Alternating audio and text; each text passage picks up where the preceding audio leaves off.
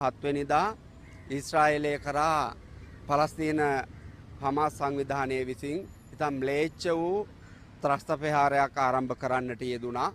මේ ප්‍රහාරය හමුවේ අපිට යමක් පණිවිඩයක් දීමේ පරම යුතුයකමක් පවතිනවා කෘතවේදී ජාතියක් හැටියට. මොකද පුරා දශක 3කට ආසන්නතම වූ කාල පරිච්ඡේදයක් මේ ශ්‍රී ලංකාවේ LTT ත්‍රස්තවාදයෙන් අපි බැට කනකොට විශේෂයෙන්ම නැගෙනහිර පළාතේ අම්පාරේ ජීවත් වන භික්ෂුන් වහන්සේ නමක් හැටියට ඒ කුරිරු ත්‍රස්තවාදයේ අමිහිරි බව කොතෙක්ද කියන එක අපි හොඳට අත්විඳා.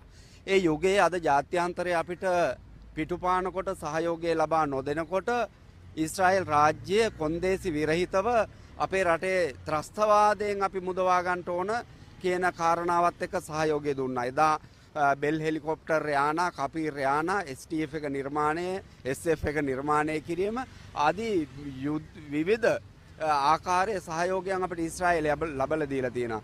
ඊශ්‍රායලය කියන්නේ අවුරුදු 6000කට එහා ගියපු හොඳ ඉතිහාසගත තොරතුරු වලින් සමන්විත වෙච්ච අභිමානවත් වූ ජාතියක් ගොඩනගපු දේශයක්. එතකොට මේ දේශය අපේ රට වෙනුවෙන් ත්‍රස්තවාදයේ යටපත් කරන්නට ඒ දවසේදී අපිට උදව් වුණා වගේම මේ දවසේදීත් අපිට යුතුයකමක් තියෙනවා කෘතවේදීව ඒ වෙනුවෙන් අපේ හඬ අවදි කරන්න යම් පණිවිඩයක් දෙන්න. එක්සත් ජාතීන්ගේ සංවිධානයේට අපි මේ